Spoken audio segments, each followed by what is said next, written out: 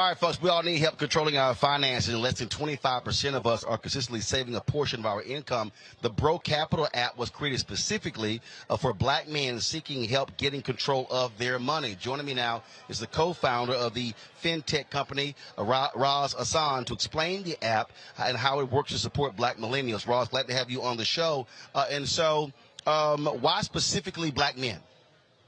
Thanks for having me, Roland. Specifically black men, because a lot of resources are currently available for black women. Breux Captial was founded in 2016 when black women were the fastest growing entrepreneurial group. They were the most educated group in the United States. And of course, we know black women have always been great about having networks that they can lean on to expand their capital and, of course, grow their income. So we wanted to specifically highlight black men as really the foundation of our families and how they can become better brothers, sons, uncles, fathers, so on and so forth. So we started with black men because we saw that there was, of course, a dearth of resources for them.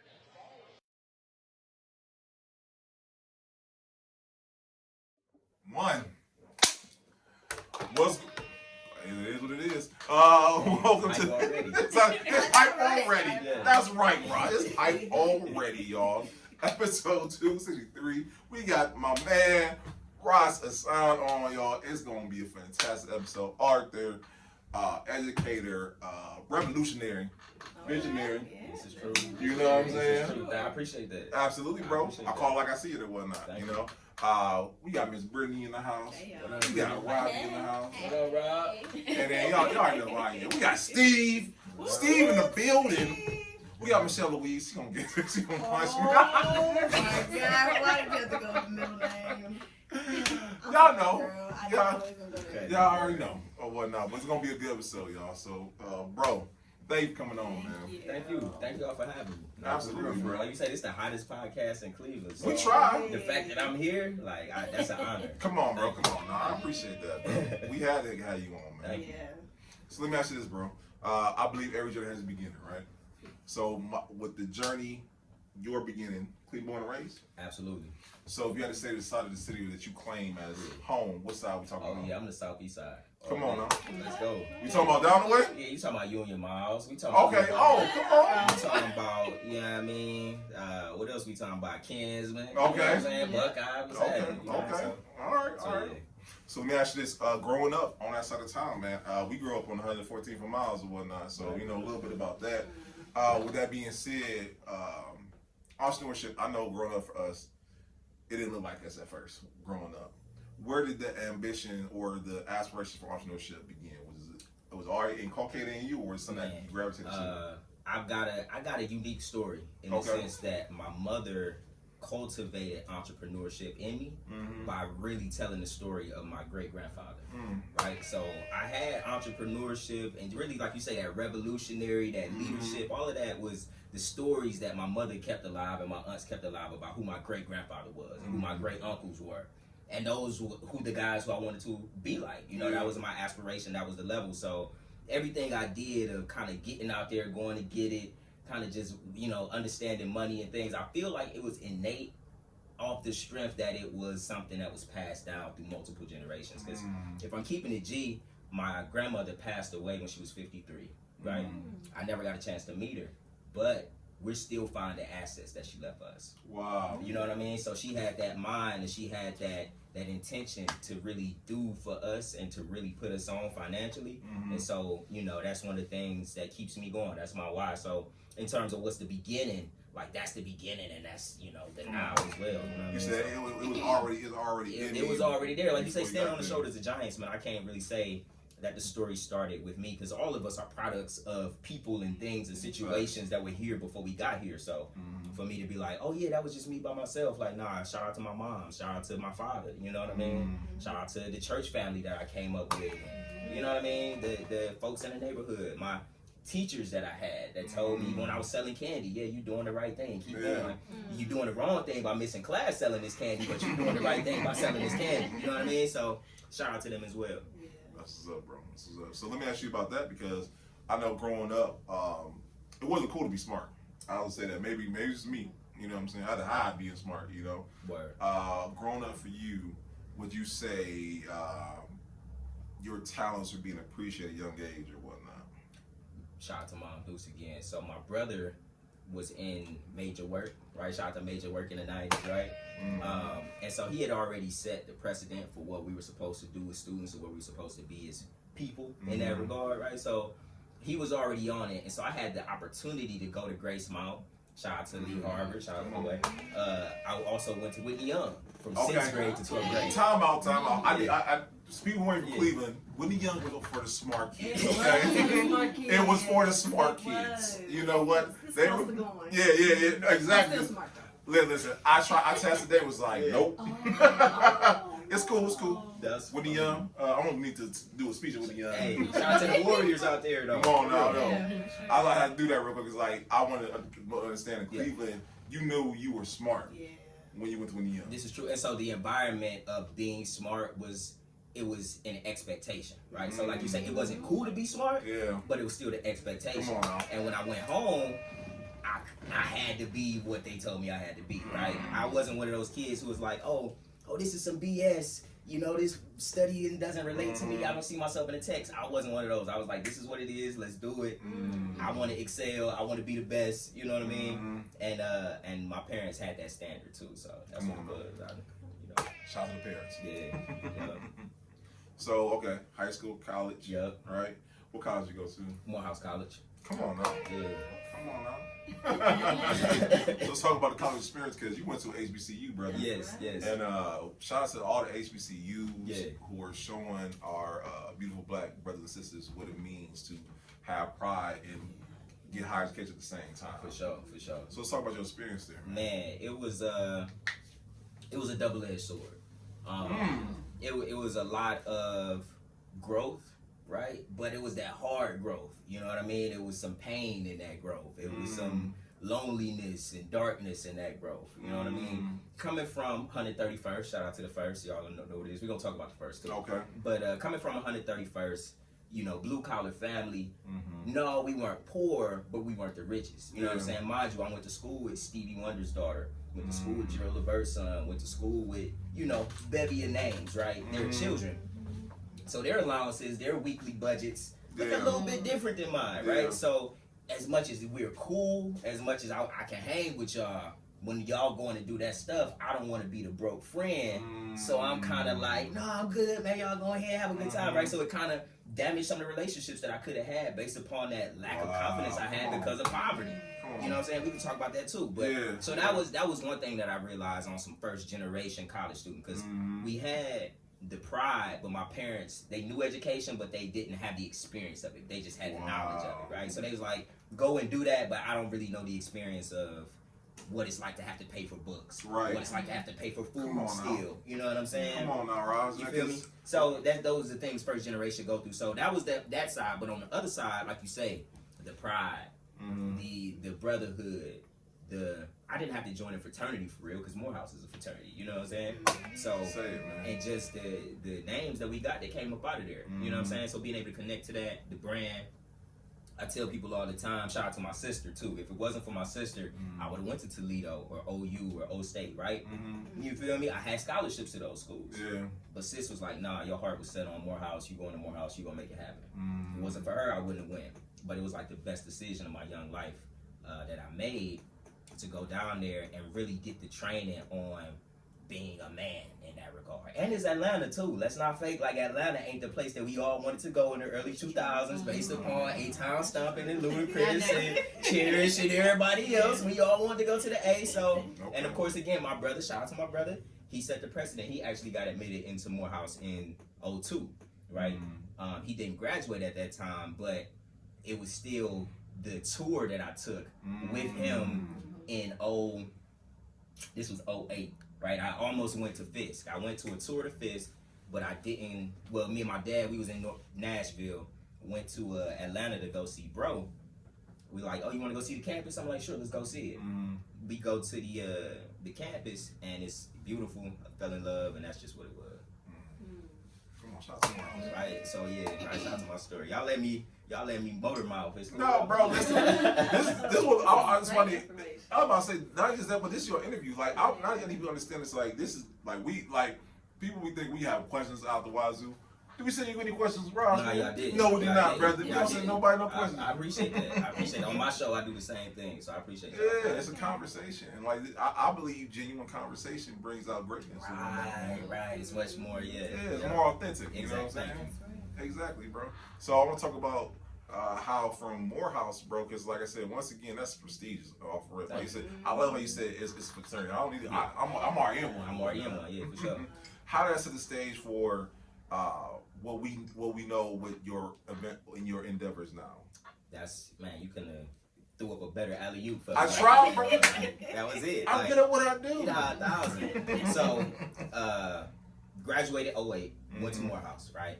Oh man, the story about to get good. Come on, now. It's already good. It's already good. So graduated 08, go down to Morehouse. I'm in school, I'm trying to get a scholarship my first year because Pops is like, okay, I'm gonna help you pay, but you got to get a scholarship, right? Because Sis was like, I gotta go, so I had to go, right? Sis put her foot down. So I get down there, I get a 4.0 the first semester. Come on, now. Right? I get a 4.0 the second semester. Still didn't get no scholarship money like that, right? It was 08, the market had just crashed, right? And all the money, all the philanthropists was tucking pockets. You know what I'm saying? So 08, everything we had just went to hell for real. So I was trying to figure it out. So long story short, I'm making my way, but I get to 09, and at that time I had worked at NASA, right? So I had the chance to intern at NASA, and again, shout out to those mentors that I had who really pushed me to intern at NASA in high school because I didn't have a GPA. I really wasn't that interested, and I filled out the application wrong. But I had sponsors and people who saw me the entire way and said, "No, we gonna make sure you get this. We gonna make sure you do this." So I was working at NASA, and I was doing that during the summers, right? Pops say, I don't have no more money. I'm gonna buy this Cadillac, right? So when Pops bought the Cadillac, I had to figure out how to pay for school. But at Cadillac? It was. Okay. With the white walls. Gold seal. Tinted windows. Okay. Alright, you know. So, you feel me? As a black man now, I'm like, you got it, Pops. So, I'm working at NASA, and my mentor, shout out to Antoine Moss, Dr. Antoine Moss, by the way, another Cleveland legend. He's like, hey man, I got this opportunity for you to work at NASA in logistics if you really want it, fleet management. And right then, he didn't know that I just didn't know how to pay for school in that moment. But that opportunity came through. I swear it was like the same day. It was crazy how it just happened like that, right? So, end up taking some time off of school, and I worked at NASA full time, right? And I was lightweight, heard about it, but I had to do what I had to do. It was a great experience. Me and my brother started a trucking company based off of it, so it was cool, right? But long story short, a lot of people didn't think I was going to go back to Morehouse because you see a lot of people in these HBCUs and other schools, right? It's easy to get admitted. It's hard to stay. So when I left, people didn't think I was going to come back. So that was like the first thing that I actually went back to school in 11. But beyond that, I had to stay in the seminary. You know what I'm saying? I had to figure out how to do that. I had to cut my meal plan back, right? So all of that to say that, you know what I'm saying, I had to take that time off. But when I took the time off, it put me back a year. And because it put me back a year, 2013 is when I graduated, right? Watch this. 2013 was the first year that they had the entrepreneurship for non-business majors class. If I graduated in 12, I wouldn't have took that. Watch this. The teacher for that class was Mr. Michael Holmes, who was the CFO of Black Enterprise at one time, worked with Earl Grave Sr., right, the founder. He was, became my mentor, right? Then there was a gentleman by the name of Darius Quarles, you know what I'm saying, in that class as well. And we were like the star students in that class. And it was apparent that we were going to take entrepreneurship seriously. And so we decided to click up. But even before that, it was really just a mutual respect, right? And I had also seen him in Ghana. We had also went through like a rebirthing ceremony in Ghana together. We went through like this sacred ceremony in Ghana together off the strength that we had did a study abroad together. So we already had that relationship. I see bro in class doing this thing, right? Then that same year is the Obama graduation. That picture with all the black men getting rained on, all that. Obama spoke at our graduation. Had I graduated in 12, it wouldn't have been that historic situation. Right? Everything lined up. Everything lined up. So then I was on the NAACP's Economic Development Committee, based upon a financial literacy curriculum I had created off my experience as a kid wanting to do all those things, right? I was only like, 23 at the time, or 22 for real. But anyway, graduated, And you know how it is, you in that valley where you ain't got no job, you're not in school, your identity is in flux. Who am I right now, right? So I was in the valley, right? And I'm here in Cleveland because I was on the Economic Development Committee for NAACP, but I drove here from Atlanta, didn't have no money to get back to Atlanta, so I'm just in Cleveland at Duke's crib, you know what I'm saying? I got a car, but that's about it, right? But I got a LinkedIn message from Darius Quarles, who was like, hey man, I just got admitted into this accelerator, right? If you want to click up and, you know, work on this business with me, $1 Million Scholar, the one I was working on in class, we can do that, right? So end up from there, got that message. It was like December 15th of 2013, right? We was in Kentucky by January 2nd of 2014, and that was pretty much, you know what I'm saying, everything went from there. Pitched for Damon John, won hundreds of thousands of dollars, you know what I'm saying, was sleeping in my car, but also, you know what I'm saying, won $75,000 in a weekend type of deal. So it was from there, like you say, going back to your original question, Morehouse pretty much just was the catapult for everything else that came based upon the relationships that I was able to build and, you know, leveraging the brand to do, you know, what was necessary. So, bro, I just gotta say, just hearing that once again, timing and relationships are two vital things that people don't understand. That if you put yourself out there, you put yourself out there, take a chance, right? This is true. And listen, the fact you said I was at mom's house, didn't know I was gonna get there. It's the next thing I know, I'm doing my thing. Yep. And I love stories like that, bro. Yeah. But let me tell you about the part where this was after Morehouse. This was after I had the opportunity to live in Kentucky, New Orleans, St. Louis, couple different places, and be pitching this business coast to coast. Like I say, pitched for Damon John, won a whole lot of money. But things fell apart when we was in St. Louis, right?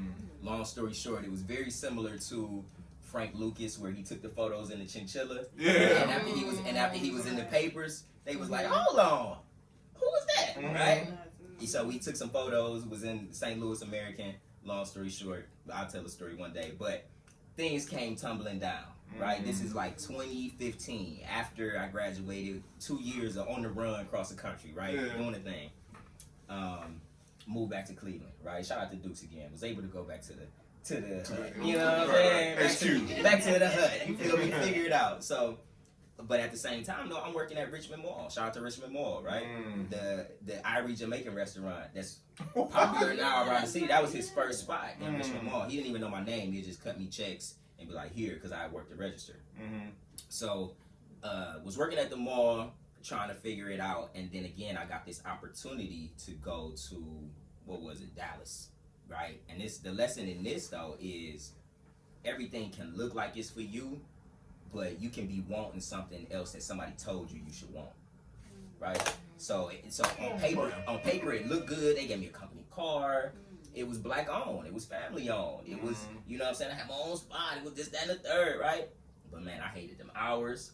I hated what they had me doing. I spent 8 hours a day thinking about everything else because I hated it so much. You know what I'm saying? So with that being said, that's when we started. During that time is when we started Breux Captial. And that's what really became the starlet in the portfolio based upon all of our experience with $1 Million Scholar in New Orleans, how we were the best business they had ever seen pitch, but we was young, we was black, and we was first time entrepreneurs. So traditional venture capital ain't trying to take a chance on us. You know what I'm saying? Because we don't look like traditional. So that's where the idea of Breux Captial comes to play. Because it's that friends and family round that you gotta raise first. If you don't have friends and family because of the traditional wealth gap, as we know, where you get it from. And so that's when we created this network to fund ourselves. So wait, I got a couple questions. Yeah. Like my brain be going, I don't understand. I want to talk about pitching because we hear it so often. People don't understand the art of pitching their business. Can you give some pointers to somebody who to understand the importance of pitching, an example of a good pitch in your opinion of someone pitching a business? For sure. Can I get some water to yes, sir. that little? Yeah, I got you. Appreciate it. So the art of pitching a business is, at the end of the day, shout out to my uncle. Thank you, sir. It's all about persuasion and sales.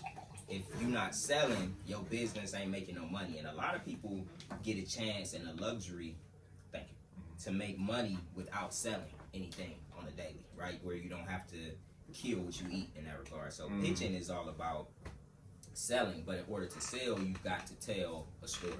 The stories are what people remember. Stories is what lasts, right? That's how we know about Zeus to this day, right? It's because we've been telling the stories. So you got to have your story together, because at the end of the day, people only remember how you make them feel. That's what I learned in my very first pitch competition was you got to play to the judges first and foremost. If we just keeping it 1,000. Time out, brother. That is, you keep it all the way real. I've never heard a lot to you. I ain't never heard nobody. I heard so many scenarios, people talk about this and other. That's the real thing I've heard in my life. For sure. I should have came to you for some.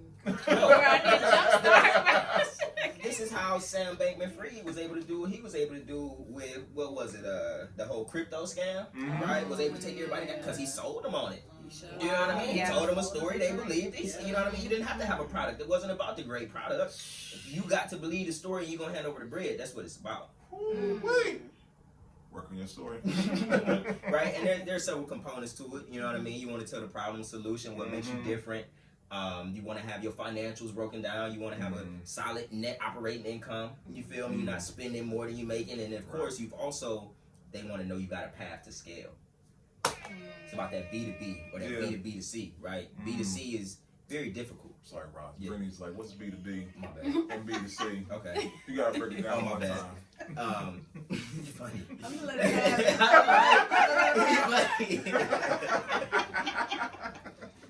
So B2B. Home business, baby. I'm let you have it.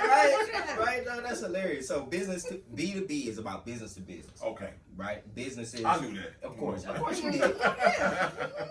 He knows all. Businesses that sell products to other businesses or businesses that sell to individual customers. So for example, you can actually do both, right? So think about Microsoft, where yes, they sell Xboxes to individual people, right, but they also sell the Microsoft Teams Enterprise to the large companies and governments, right? So I appreciate that. With that being said, because like I said, bro, I've heard many people talk pitches or whatnot. They give the generic stuff, bro.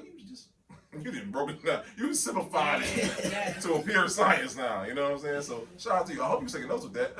Sure. With that being said, and another question, capital. People understand. When it comes to raising capital, like I said, it's a wealth gap. It's very evident. Yes. And you see it all the time. You hear about these other nationalities when they can raise so much money amongst their family and friends. Come on. And when you hear about us, it's like, grandma ain't got it, uncle ain't got it. You know what I'm saying? And like I said, it's very evident, bro. And the fact that you guys seen a need for that, man. Shout out to y'all, man. Appreciate that, man. Appreciate that. Again, we aren't doing anything that hasn't been done before, right? Ancient philosophies, thank you. Ancient philosophies, but modern technology, right? That's what it's about. Title of the episode. Ancient philosophies. Yeah, I like that. But keeping it G, like, what was the question again? Y'all got me. No, you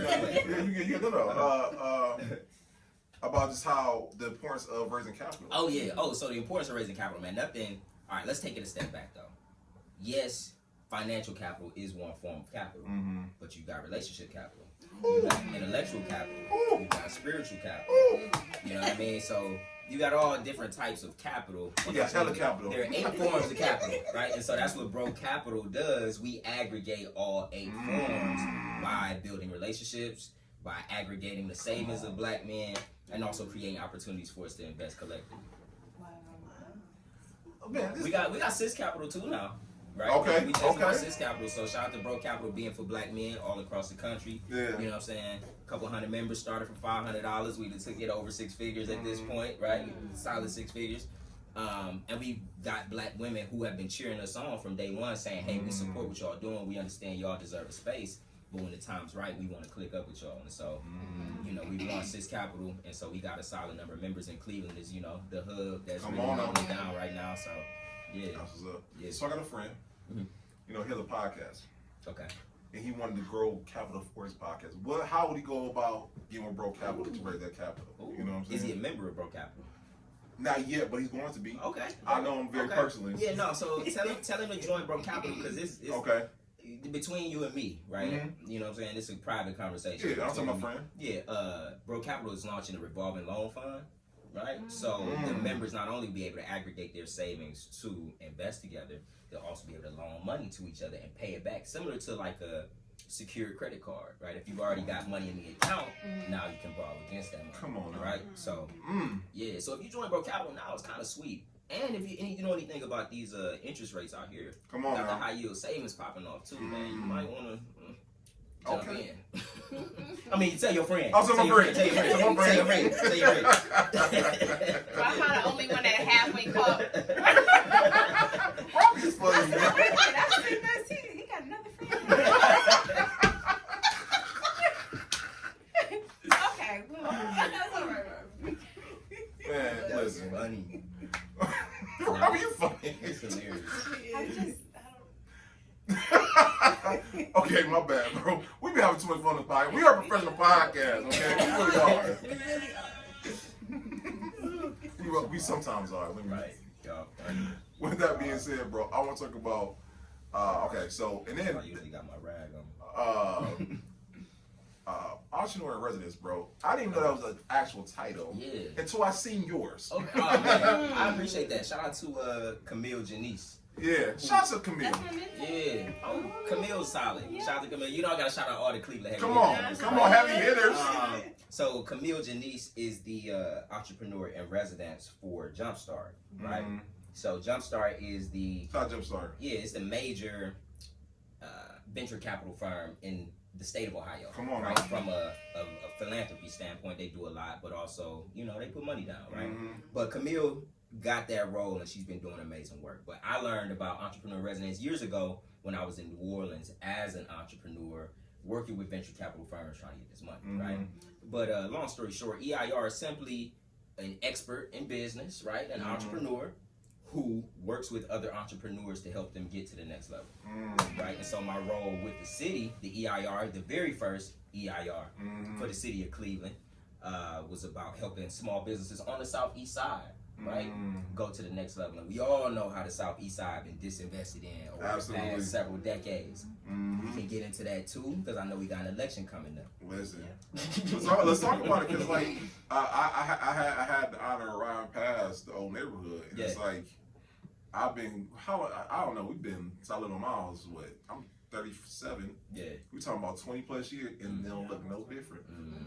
And we talk about, I'm sorry, I said correctly because businesses have left from the neighborhood. Exactly. It's coming in. Exactly. And I will say this: did we have a white mayor in that time? No, we did not. Okay. Let me just hit that one time. That's all I'm gonna say. That's all I'm gonna say. Because again, I'm from the southeast side, and so I know how the narrative is often we want to blame a particular group or an outside group, but sometimes we gotta hold ourselves accountable. Okay. Because we know who was in leadership for so many years, and I've heard stories of why the southeast side looked how it looked, right? And it's just hearsay. You know what I'm saying? I ain't gonna get into that here, but I've heard stories, right? So long story short, man, I'm saying is that all skin folk ain't kin folk, you know what I'm saying? And the other thing is, it's on us, our generation, to really get involved and do the things that y'all have been doing. Shout out to you and the real estate endeavors and really building up our neighborhoods and providing spaces where people can live, because the housing stock in Cleveland is crazy. It's crazy. It's crazy. Crazy right now. We're gonna turn to real estate podcast. Yeah. You don't understand. I be battling myself. Like, talk about real estate. No, I don't. But the analogy for the listeners is, it's like a fridge full of rotten food. So we got houses, but they ain't no good. You know what I'm saying? I be in the street too looking for duplexes, right? So I've seen the housing stock to know what and how they've been doing our neighborhoods for the past several decades, and just, you know what I mean, spray painting houses, not caring because the people that own them don't live there. And so now we got building and housing codes that are much more protective of the citizens of Cleveland, you know what I'm saying, the residents of Cleveland. But outside of that, right, it's for so many years, man, it was because people didn't care. Like what Cube say? They didn't know, don't show it, just don't care. I seen this video where the guy was talking about, like, a lot of people understand.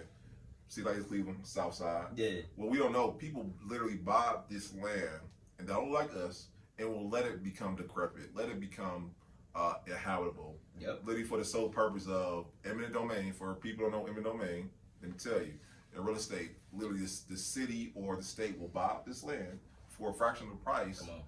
More than what the initial person bought it for, and they literally intentionally let it get horrible, but they can buy up so much of it so they can buy it and resell it for more than what they paid for it. This is true. Or they buy it, hold it, sit on it, and wait for years. Yep. Because of certain things like interest rates. Absolutely. Right? Or like you say, wait until the neighborhood turn around, right? So it's crazy. So yeah, so when next time you think it's us, it ain't us. Just want to throw that out there. So that being said, bro, so we got entrepreneur in residence. We got Breux Captial, Sister Capital. Yeah. You also had the audacity to write a book. I did, man. I had to write the book. The book starts, right, as you started this interview from the beginning of my life. And my experiences of watching those old Western films and wanting to be the Indian medicine man. You know what I'm saying? That was the character who I resonated with the most, right? So it's just seeing myself as that and understanding, okay, I went through a quarter life crisis in Dallas, right? Let's talk about it. I talk about that in the book too. Like I say, I was working this job that I hated, but everybody was telling me I should love. You know what I'm saying? So I had to figure out what I really wanted to do, and what it really was. And I had an acupuncture appointment that really changed my whole life. And I knew from after that, I'm like, okay, I'm doing something in holistic medicine. I'm doing, you know what I mean? It was. I had to, right?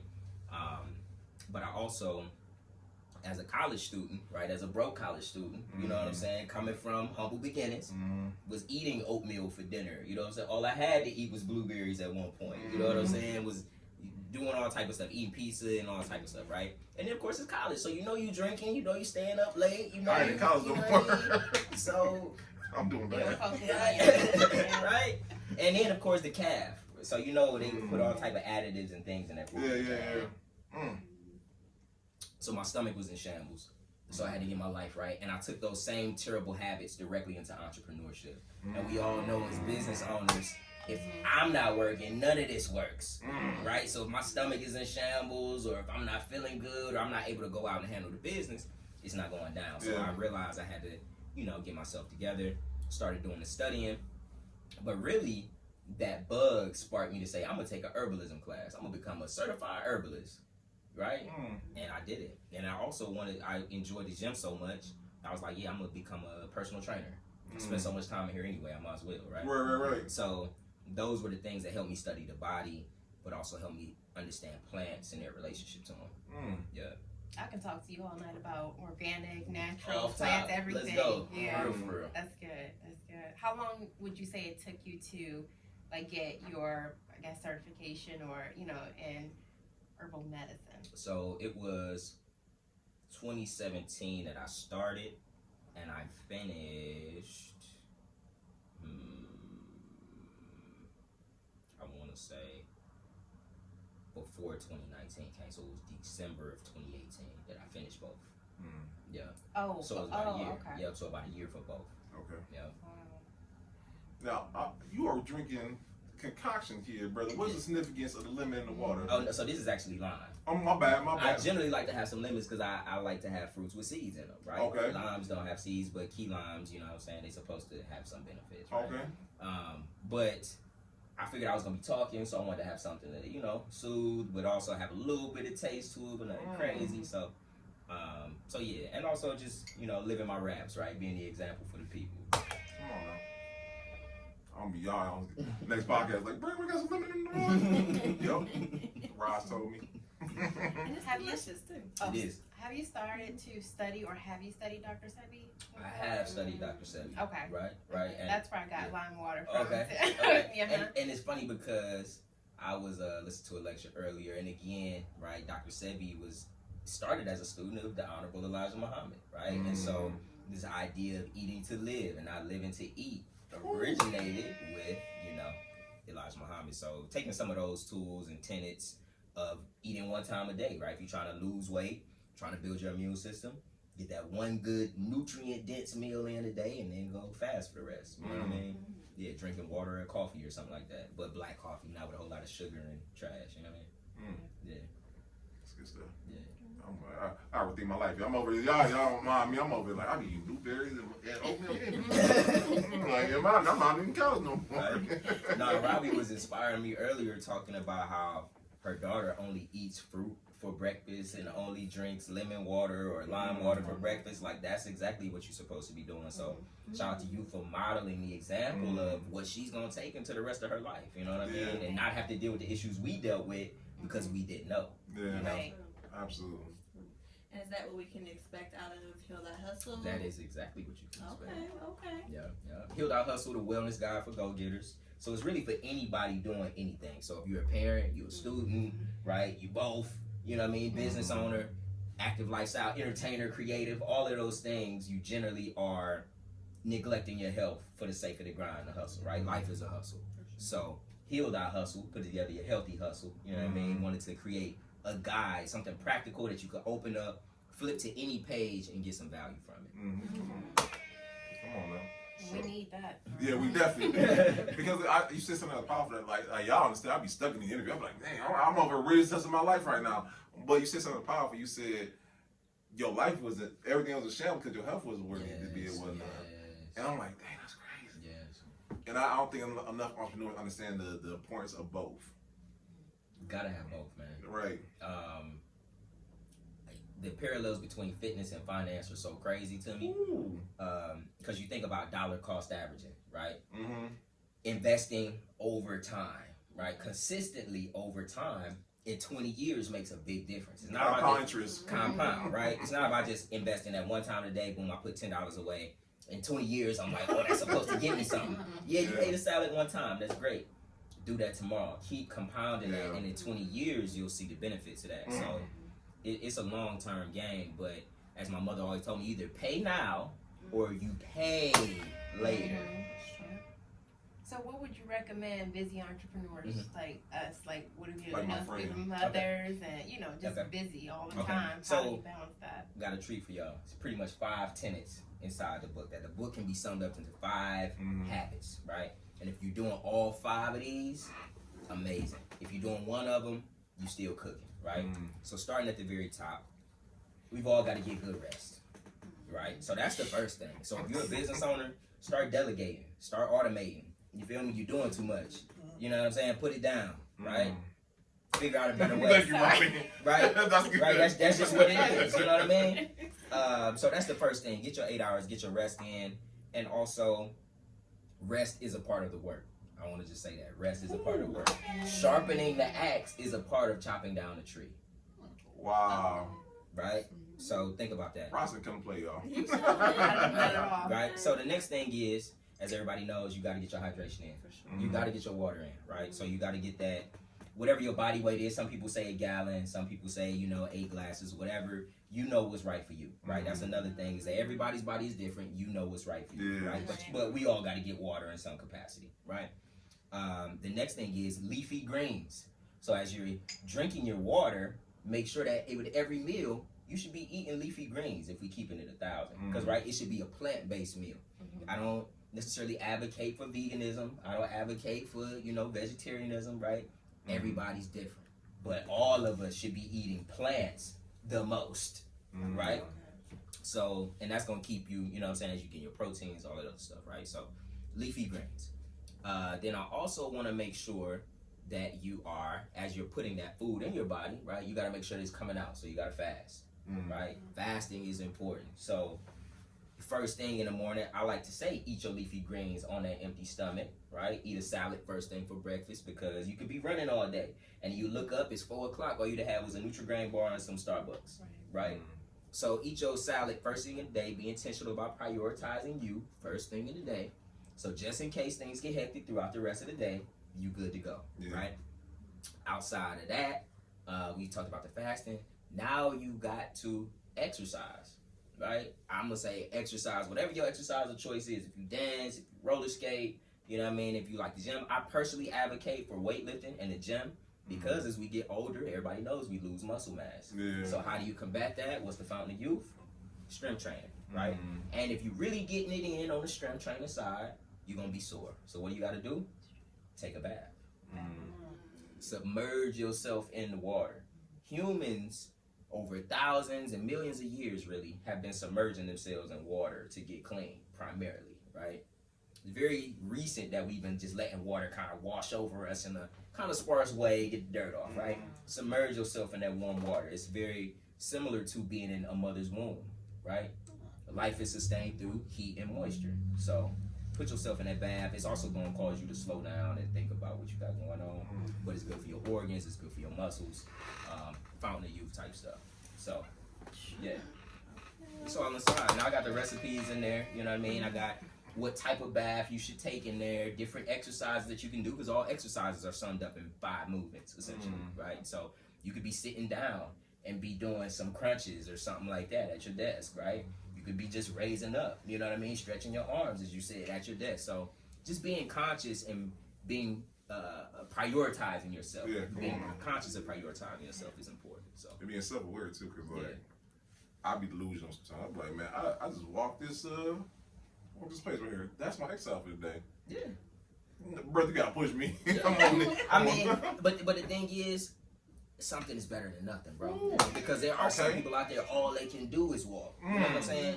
And as we talk about investing, that $5 invested is better than nothing. Come on now. Okay. If you can do 100, do 100. Okay. You feel me? But if you can do 5, do that 5. And do that 5 consistently. That's good. And it's gonna be something in 20 years. That's good. Cause listen, boxing today, I fucking weightlifting. So I appreciate you, brother. Thank you for helping me out with that. And you gotta feel good about yourself, man. You know, feeling sexy is important, right? So I know a lot of people, you know, yes, you want to be confident with clothes on. You also want to be confident with your clothes off. So whatever you got to do to tell yourself or get in the gym or whatever, get that delusion going, that's important.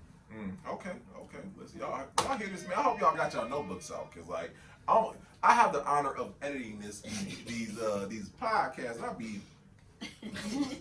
I got that gym right there, so I hope y'all get them too. Y'all think I'll be hitting things because no, I'll be giving myself. I'm like a dog now. I'll be like, oh, yep, nope, gym, yep.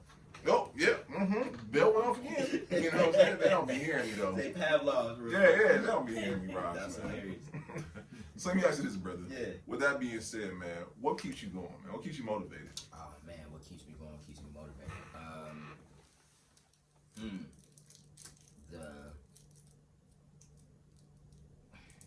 What keeps me going, man? So it's a few different things, right?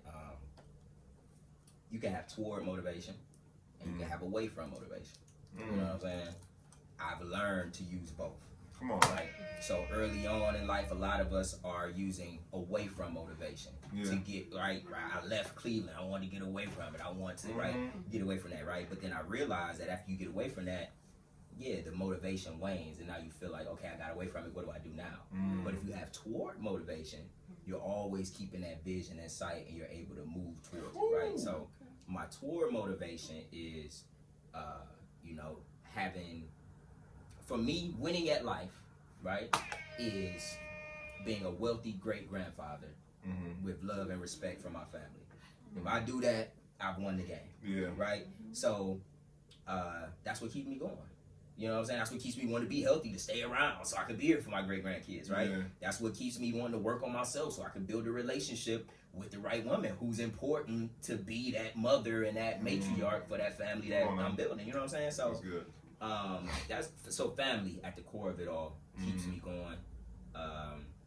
And really that money Mitch, man. I really love it, bro. I really love the hustle, man. Man, one of my favorite lines of all time, brother. Yeah, man. You know what it's about. Oh, come on, man. Listen, this quotes I can rattle off like calculus or whatnot, like Plato or whatnot. Just one of my favorite lines, man. I love this game. I really love the hustle, man. I really do. That's what's up, bro. So let me ask you this: we don't believe in regrets here. We don't believe in that. But if you can look back, if you had a chance to go back and tell younger Ras, hey, do this a little bit differently, what lesson would you say to your younger self? I'd tell myself to buy Bitcoin earlier. I think we always. That's true. Wow. You know what I mean? Because it came out in 2009. I was about 19 at that time. Heard about it, but didn't know. And now that I've read the Bitcoin standard, y'all read that, and understand what it is and have a better understanding of what money is, definitely wish I'd have bought it earlier. You feel like it'll be another instance? Because I remember there was the dot-com explosion, right? That made people rich. Yeah. Bitcoin, another one. Do you feel like there will be another iteration where there'll be a big thing that will make normal people rich or whatnot? Yeah, it's always gonna be something, right? The opportunities of a lifetime come all the time. You know what I'm saying? Ooh. Time episode. Come on, y'all. Time episode. I think my time come all the time. You know all what I mean? the time. Because opportunities multiply as they are seized, right? So I realized though, yes, the opportunities multiply and they come, but you can't take every opportunity. So they gonna be out there all the time. You know what I mean? Ain't no shortage of stocks to buy. You know what I mean? But it's like buying the right ones and really concentrating on those. How do you carry all this wisdom with you, brother? You just happen to, you know what I mean? You know, like... Look, man, I be ready to share it, man. I be ready to share it. I used to read the Bible as a kid and just wanted to be Solomon. Like, that's who I really wanted to be. You know what I'm saying? So I was reading my wisdom. That's, you know what I mean? I'm looking at this coaching program right now, and wisdom, one of my core values. So I do my best to only speak on things that I know about and to speak correctly. You know what I mean? Come on, brother. You doing a great job, by the way. Well, speaking of speaking, don't we also have a podcast that we do. Okay. We do. I gotta get y'all on it. Oh, come on now. We are. As a unit, as a We conglomerate. gang around here. The show. So it's the All Things Money Show, the ATM show, powered by the Phoebe Foundation. Come on, shout. Come on. Shout out to Phoebe Foundation, financial literacy nonprofit organization right here in Cleveland, Ohio for the past 25 years. Really doing it. Helping people buy homes, helping people get their credit right, all type of things. So I host the show every single Thursday from 11 a.m. to noon on WOVU 95.9. Shout. Yeah, 70,000 listeners plus in the city. Y'all have your openings for other podcasts on the radio. We'll talk afterwards. For sure. We'll talk about It's what you already know, man. As they are seized. You see what I'm saying? Yes, sir. So yeah, so listen to us. You can tune in live, or I feel like you can listen to it on WOVU site to tune in as well. So I forgot how I listened to it when you had one of our own, Marquita. Right? Shout out to Marquita. Yeah, shout out to the queen. So I think it was I tuned in through Apple. Okay. Through Apple Podcast. But I think it was on the website too at one point. Yeah. I keep switching out. Right. You know, I was at work and they kept behind. I gotta rip it off, right? So that way I can, distribute it better. So that's kind of like the next step for me to take my own situation to the next level. I believe in continuous improvement, right? So continue to make it better. Okay. Now, how long has the podcast been in existence for? April of 2023. All right. So a little bit over a year. You know what I mean? This was my first time on radio, so I had to learn the software, I had to learn the hardware. You know what I mean? I had to learn how to flow the show at the same time. You know what I'm saying? So it's like 4 different parts of my brain going at once. Yeah. But I love it. You know what I mean? Some people say I got ADHD, so the fact that my brain's working all together like that, it is kind of like, ooh, this is fun. What's been the most rewarding that you've experienced with having a podcast? Because podcasting is not easy. It's not. Okay, Right. it's not. It's fun. Right. And it's great, especially, with your passion behind it. But what would you say has been the most rewarding with it, being a year old or over a year old? Right. Now? So I'm going to say 2 things. The most rewarding has been unlocking this gift within myself, right?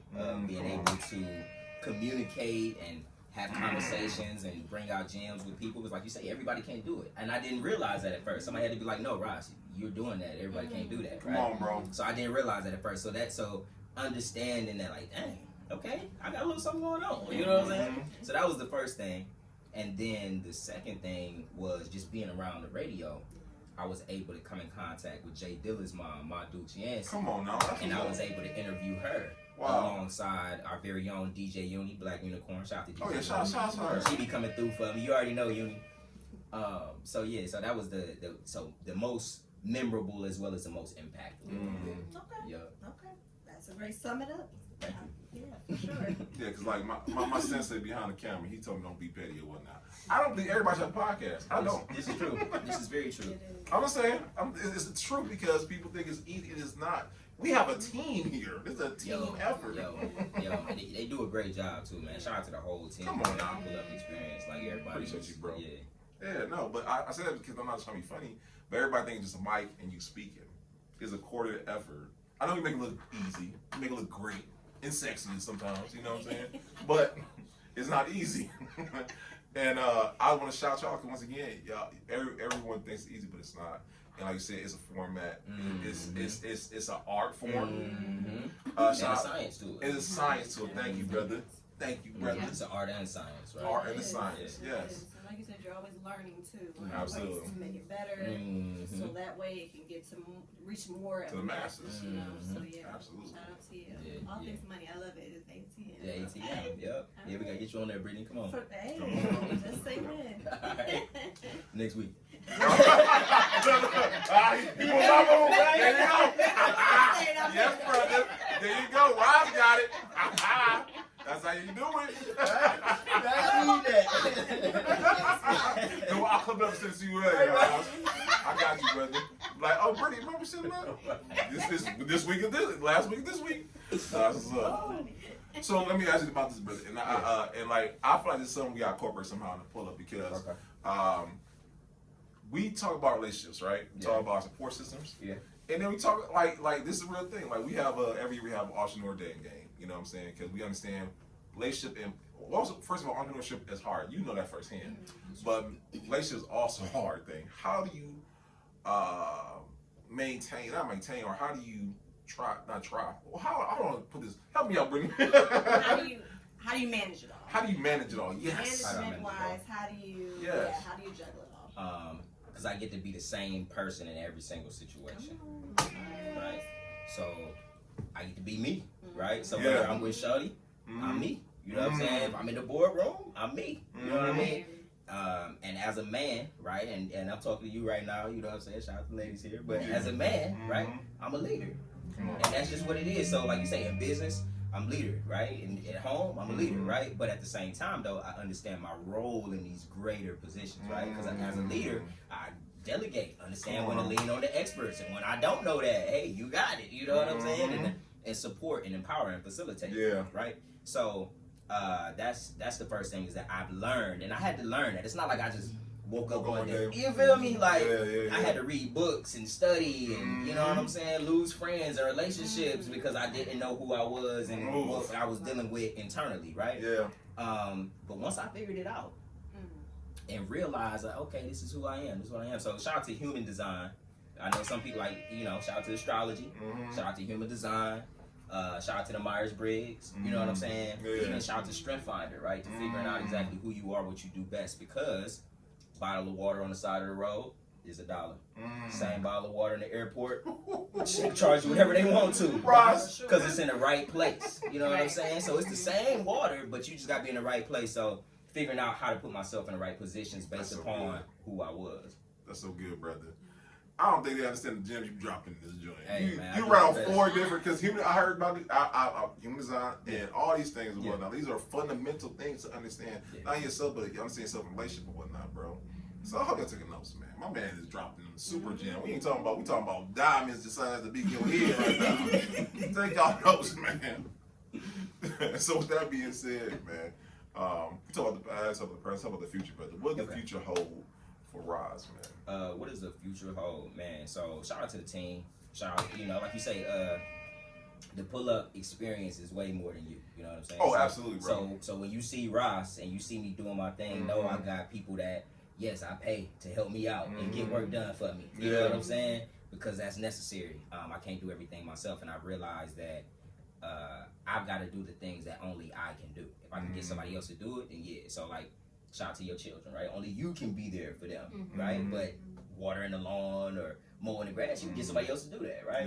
So I've learned how to delegate in that regard. So the future for me is really, man, building a bigger team, to get more done, to be more efficient, to reach the masses.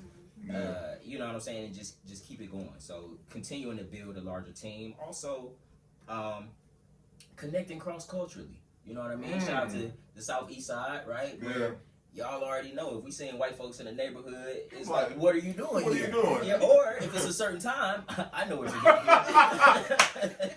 doing. Right? So, you know what I mean? Figuring out how to connect on the west side. You know what I'm saying? North side, all of those things. So, I'm really taking it to the west side, connecting with, right, Little Arabia, connecting with, you know what I'm saying, the Hispanic brothers and sisters over there. Yeah. So that's what's next for me. Making it bigger, making it larger, you know. Shout out to Cat, because he always say, like, the police, y'all did everybody on the east side. Y'all do nothing on the west side. I'm like, you got a point. Yeah, it's true. Man, yeah, we gonna talk about that too. Yeah. But it's real though, you know what I'm saying? Because like now, don't get it wrong, don't get it twisted. Now we know where we started, and we understand where our audience is and whatnot. And you gotta super serve your core audience. Absolutely, bro. Yeah. Absolutely, no. But you're right. In order to get things done, you have to reach across the table and whatnot, man. Yep. And well, don't forget where we came from. So don't forget about that either. And like you say, you reach across the table, but you still keep your seat. You know what I'm saying? Like, so I'm still with my people. It is what it is, but I'm connecting to bring resources back to this side of the table. You know what I mean? Y'all remember that skit on Key and Peele when it was a guy speaking as a guy who eloquently spoke even better. That's gonna be Ross. I'm like, Ross, try this for them, please. You know what I'm saying? They don't hear me, man. Because Ross was like, no, I got it. Yeah, I got you, brother. Yeah. That's what's up, man. This is a good interview, man. Nah, this is great. I love y'all, man. This is amazing. Absolutely, brother. Absolutely, man. So listen, here's the Pull-Up Experience. Everybody, like, y'all question. We only got 4 questions we asked everybody. Okay. And I love these questions because each one is unique in its own way. Okay. And these questions were literally inspired from one interview in particular. I was watching these interviews by Nipsey Hussle and whatnot. And as we know, the great Nipsey Hussle is a phenomenal, not only just a phenomenal man, but it's a phenomenal mind in itself, right? Yes. And the reason why I create these questions is because I be wanting to know the answer. Okay. That's down the truth. So Okay. And when we started podcast back in, I forgot even now, Steve, it has been 3 years now. You do the math on that. Yeah, 3 years ago. When we started, when you thought about entrepreneurship, you thought about 3 people in the city, right? Mm-hmm. Now we're 263. We ain't stopping anytime soon, right? Come on. But collaboration is still something that comes not natural. It's kind of like, not saying forced, but it's not as natural as it needed to be, right? In your opinion, how do you feel like we change that narrative of Cleveland not being a collaborative place? Man. Okay, like you say, I'm keeping it real on this episode. Please do. It's a safe space. I can show my personality. It is a safe space. I can show my creative brain. Absolutely, and brother. how I pull it all together, right? It's 263, right? That is. Right. Mm-hmm. Somebody told me that's BMF, right? That was BMF, right? And you just asked me how Cleveland can be a more inclusive place, a better place, stronger place. Mm-hmm. That same pride that Detroit has, even though they done been through the gutter and the dumps, right? How they support their music and their artists and all of that. Cleveland got to take some notes from that. You know what I mean? Also, just the idea of BMF is that we all gonna get money together. It ain't no hating. We ain't gonna fall out over no petty stuff, right? One of my favorite shows, by the way. Yeah, right. You know, it's alright, but okay. Shout out to Fifth though. I ain't gonna, you know. No. Shout out to Fifth, and also they did showcase Cleveland a little bit. They did. So I did like that. But for me, for BMF is Big Meech. The fact this brother didn't ever go to school, but he had the fundamentals in the mindset of a CEO. But going back to pitching, he went all across the country pitching people on this same business model over and over again. All he had was a mouthpiece, right? Bro. And we kept the violence to a minimum, so that's how we could get the money. Come on, bro. Yeah, no, you definitely saw the jewels. But that's how I see it. You know what I mean? It's really us coming together and being focused on this money together. It's a beautiful time in Cleveland because, all right, I'm not sure if everybody's aware, but you got the American Rescue Plan Act, right? ARPA, right? They call ARPA dollars. If you read the paper, like, oh, the ARPA money came through. That was the money that came from the pandemic down from the federal government to the states. The states then sent it out to the cities, right? So that's how the city of Cleveland, as you see John F. Kennedy being built up again. You see, you know what I mean, so many different places around here getting some renovations is because that money's here. So we're also building up our shoreline. So we got the lake shore that is very similar to Chicago's, right? And we've also got the canal, right? Shout out to Ozark, right? He was like, we got more coastline in California. Cleveland got more coastline in a lot of places. Facts. We also have 3 sports teams. We also had a Rock and Roll Hall of Fame where we get, you know what I'm saying, people here every single year. So we got a lot here. And it's just time to leverage, be proud of it, you know what I mean, tell our story, stay focused on the end goal, and for all of us to come together and get our piece. Great answer, by the way. Thank you. With that being said, the documentary is on the way, right? Bro, let's put it together. Steve. Okay. With that being said, man, who can we expect a collaboration with rise in the future, man? Who can we expect, man? Y'all gonna see more pull-up experience. Ras Asan. Say right? less. Shout out to Steve. Shout out, you know. Say less. Gang. So no, I really love what y'all are doing and how y'all putting on for the city, man. So Appreciate that, bro. thank y'all for having me here. So that's what you're gonna see. You're also going to see more collaborations with the city of Cleveland, right? Off the strength that I too am a real estate investor. Oh, So you're gonna see some developments coming up that I'll be a Okay. part of. Breux Capital gonna be a part of the Capital Stack. Come on now. So shout out to Sis Capital as well. Get them a part of Capital Stack. So yeah, that's that. And then outside of that, who else? In the city, let me think. Shout out to my guy James Barnes of Immaculate Management Group. Yeah. So you're gonna see more collaborations there. Okay. Who else you gonna see? Shout out to Sierra Herring. You know what I'm saying? I gotta shout out to C. Business Bay C on Twitter, by the way. Another Cleveland legend, but you're gonna see some collaborations with us. And you're also gonna see Heal Our Hustle Part 2. Right? So the things that I've learned since I dropped the book, how I'm eating differently now than I was then, how my body has changed as I've aged, right? Yeah. Taking all of that in consideration. And it's gonna be much more catered to the women this time around. Okay. Because the first one was from a man's perspective. It was basically my health diary, right? So I shared that out. I got over my own ego and shared that out, right? Yeah. Now it's like, okay, how do we take it to the next level? We balance it out and we bring women's challenges and issues that only they face, right, into the picture more and actually get them some remedies and things. So I'm gonna be looking to speak to some women. So hit me up on social media, Instagram. I want to connect with all of the go-getters. If you out here trying to drink your lemon water, you know what I'm saying, trying to eat your salads, and still get to the bag, I definitely want to speak to you and how you faring out here. I know a young lady who has a healthcare, has a skincare line. You know what I mean? Skincare line that does a lot of organic. Yeah, so you're gonna see me collaborating with them too once you put me on. Okay, yeah, I got it. They're very close. You see how quick? Yeah. You know what I'm saying? Ross, you get it. Ross, get it. I'm still trying to add it on. No, I caught on. Got it. Okay. As you continue to be with us, girl, it's gonna be Yeah, right. like Ross in a minute. It's just Yeah, boom, right. got it. They used to. They know I get down. Like, come on now. I love it. Absolutely. So listen, when it comes to legacy, no doubt it's gonna be it's gonna be a dope one for you. Yeah, I appreciate it. And when it comes to legacy, two-part question. Okay. What would you like the legacy to be for you, individual? What would you like the legacy to be for you under all of the businesses that you have? Okay. Individually, I want it to be that I was really living my raps. That anything that I talked about, that I said, that I put out there out my mouth. Right, don't put it by you. that my word was kept. Right? That's what I really want to be, because as a man, right, that's all you got, right? That's all you got. So anything that I said, I put it out there. He said he was going to do it. I want people to know that that's 100%. From my family to the general public. And I think that's a nice umbrella for everything else. For me professionally, my thing is making people's lives better. Okay. And putting money in people's pockets and inspiring them to prioritize their health. Okay. Yeah, that's really what I want to do. You know what I mean? And I think, like you say, the immortality that comes with the written word and being able to live beyond yourself, I kind of was able to breathe a little bit after the book dropped. And shout out to Breux Captial as well, where many businesses today are launched with the intention of, we're going to raise some money, we're going to build this business for 5 to 7 years, and then we're going to sell it for 10x, right? So most businesses, especially in our community, shout out to Shea Moisture and a few other legacy companies, right? Even Tidal, if we get into it.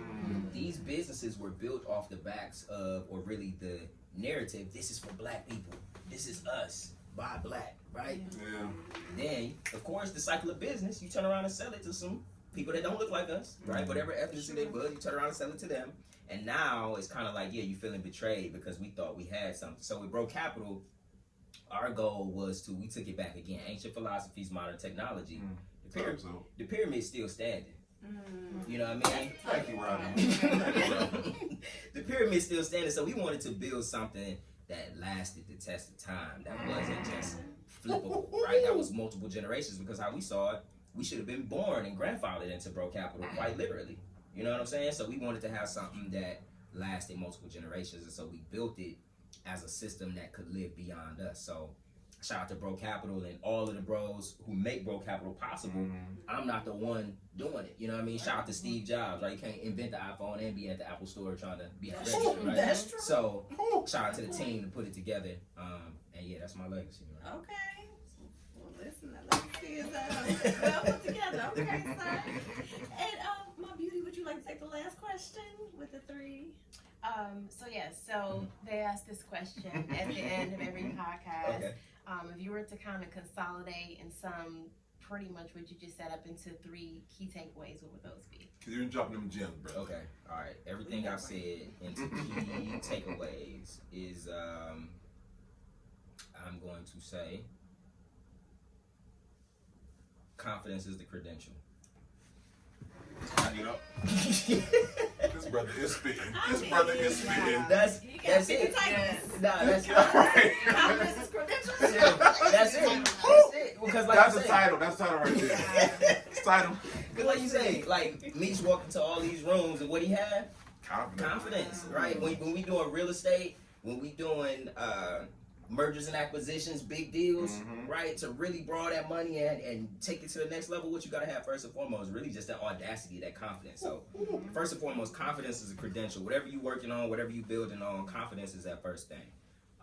The second thing is, with that confidence, you gotta be selling. ABC, always be closing. And don't just be selling, be closing. You know what I'm saying? That's the difference, be closing. So I know, shout out to our generation, we've grown up with social media, we've grown up right behind the screens and computers, so we're able to sell, and we came up in a game where we didn't have to touch people and talk to people and sell, right? I challenge you to talk to people and get some hand-to-hands in, and it'll change your online game. So use that confidence, don't be afraid to sell. And then that third thing is be around good people, man. Be around the people, because like you say, the laughing that we did, the energy that was exchanged today, right? Like you say, the iron sharpening the iron all around, right? That's a part of a long life. That's a part of a long, healthy life. So getting it back to build our hustle, you know what I mean? Having the right people around you is going to keep you young, keep you healthy, keep you right, keep you sharp. I'll live forever then. hey, that's the goal, right? Brother, we cannot thank you enough for this amazing, phenomenal episode, brother. Thank you y'all for having me. For real. Part 2, space. Part 2, we're gonna be pulling up. Hey, what's up? You know what I'm saying? Man. From the Like radio you say, station. they in the chamber. I'm ready. What's up? Say less or whatnot. So yeah, we gonna get that together and whatnot, man. And this is the most important question I feel like the whole episode. Where can people learn more? Where can they get the hell they hustle? Okay. Where can they learn more, brother? They can learn more at rasasan.com. Okay. rasasan.com. They can learn more at healergang.com. healergang.com. That's where you can get you a copy of Heal Thy Hustle for the low, signed copy. Or of course you can go to Amazon and get it off there as well. You can also visit the Phoebe Foundation website. That's PHEBEFOUNDATION website. That's .org. And Heal Thy Hustle will be prominently displayed at the top of the website. Shout out to the Phoebe Foundation putting on for me and the gang. So yeah, that's pretty much it. And also I'm on all social media platforms at, my name, Ras Asan, RASASAN. I am Ras Asan on Instagram. Shout out to you tagging me on the jump. So yeah, I'm around. If they want to find me, I'm around LinkedIn. Everything is Ras Asan.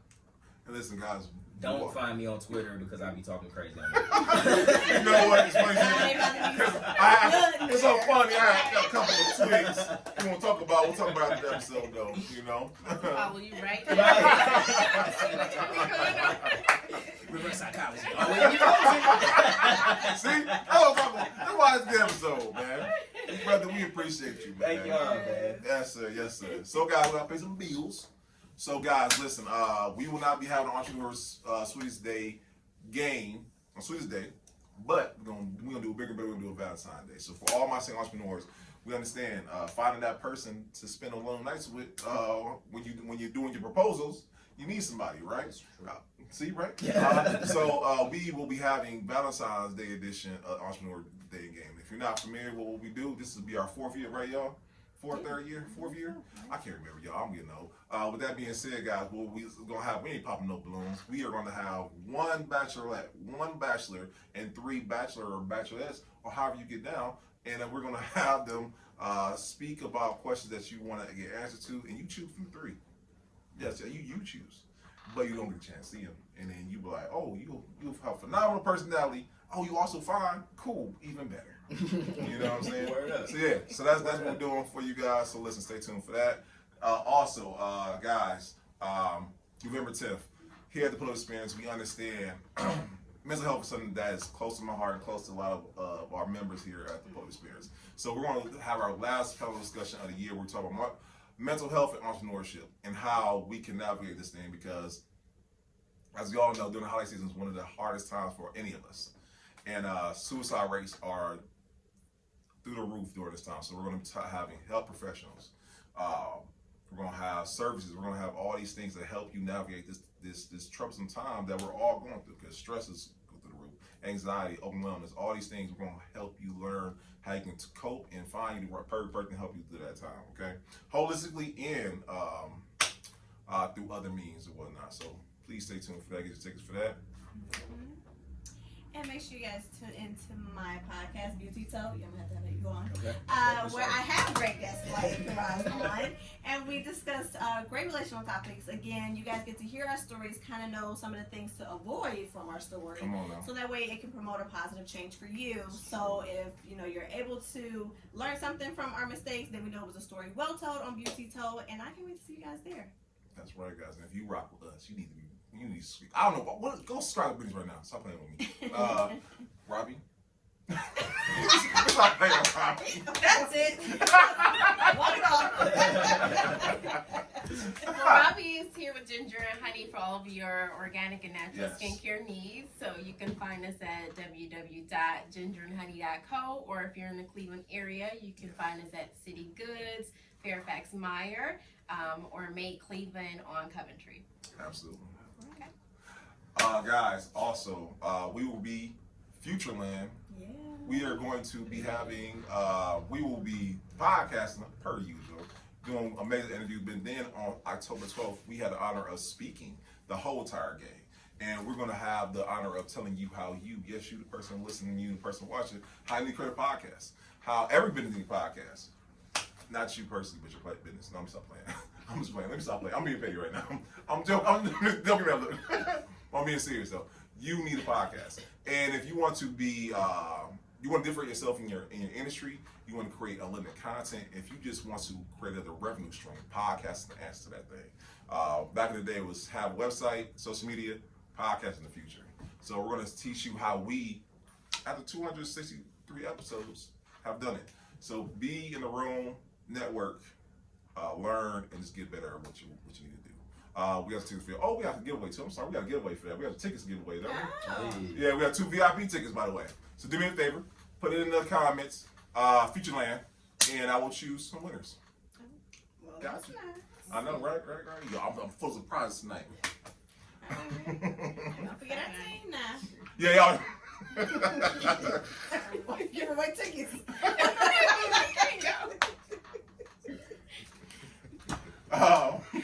With that being said, guys, also while you're in the you're in the show notes, do me a favor. We have an amazing team here at the Political Experience. We have Miss Sam Walks, who is the #1 host in the city. We have Steve and Bree, who are the phenomenal visual visionaries, director, photographer, videographers, who are making us look good behind this camera, right? We got Miss Michelle Louise and whatnot. She gonna whoop my butt for saying that. Twice. I know, twice I did it, all right? But if you gotta listen, Ross, can you, Robbie, we are this is, I feel like this is what differentiates from Mo podcast. Our follow game is phenomenal. We're going to make sure you're going to be on time and be here in person. And I will not do this without this young lady right here. So thank you. Thank you. Thank you, girl. Yes, ma'am. Also, guys, 2U Wines, the best wine in the world, not in the city, in the world. Okay. To you wines does every single time. You can have the key. You're welcome. No, I did not. He's just feeling like Yeah. No, but get you guys a bottle today. And I want to thank you. Yes, you the person watching, you the person listening, because God doesn't right now. We're at 7.8 million views. And I say that with all humility because that is an extraordinary number for a podcast out of Cleveland, Ohio. And that goes to show that you guys want to hear a great story like Ras's. And we're doing God's will. I'm not going to lie to you. So please continue to like, share, subscribe, because it helps us here at the podcast. And just once again, lets us know that we're doing what we're called to do. So do me a favor, continue doing that. Guys, 263, roll to 300. Every time I look up, we are hitting that number like it's like we are Kobe in the 81 point.